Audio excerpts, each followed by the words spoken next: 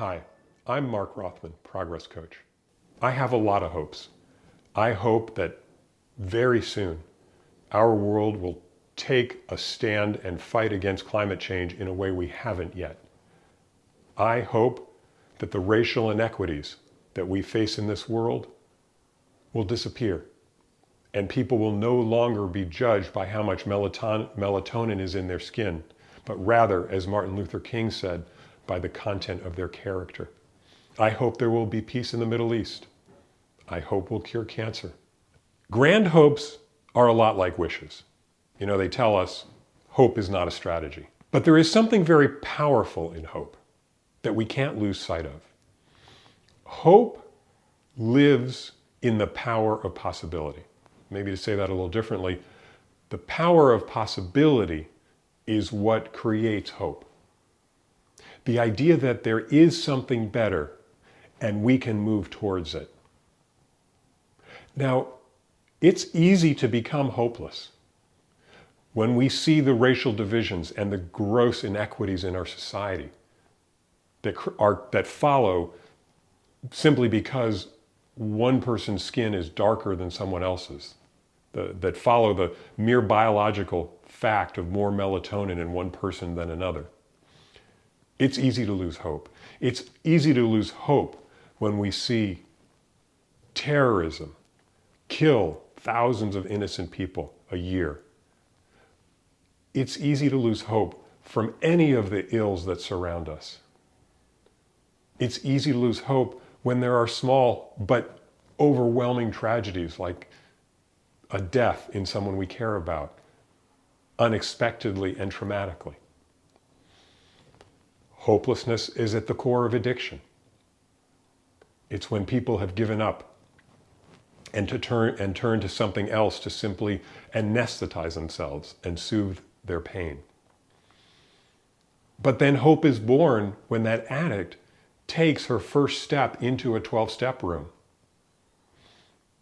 That's a moment filled with possibility. That's a moment filled with hope. Now, we can all feel hopeless, and we don't have to be addicts to be hopeless. And so it's important for all of us to know what we can do when we do feel hopeless.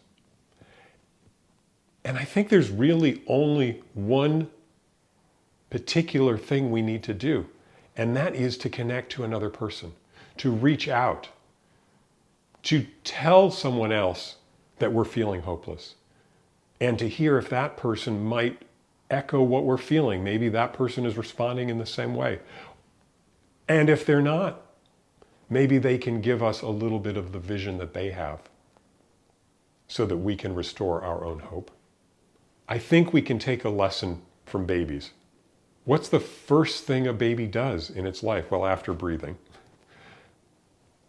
it cries. Whenever it has a need, it cries. That's its only way to communicate its need.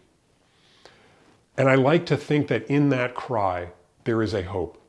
My guess is that a baby feels desperate and overwhelmed by whatever need she's having, hunger or discomfort or the need to be changed, to be held, to need to have her physical state changed so that she can be at peace again. That cry comes out of the hope that something will happen to bring that baby back to peace. You know, maybe the lesson from a little baby is also the answer to how we turn grand hopes from wishes into reality.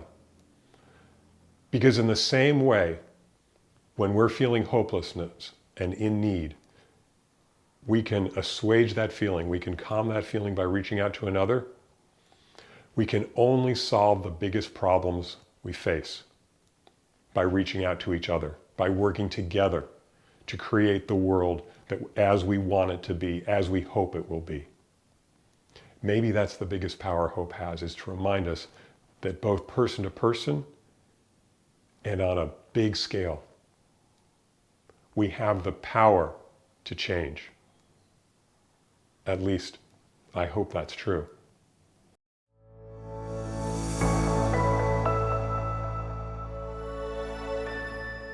Thanks for watching. If you like this, check out some of my other videos.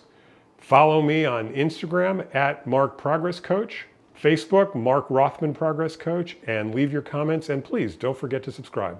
See you in the next one.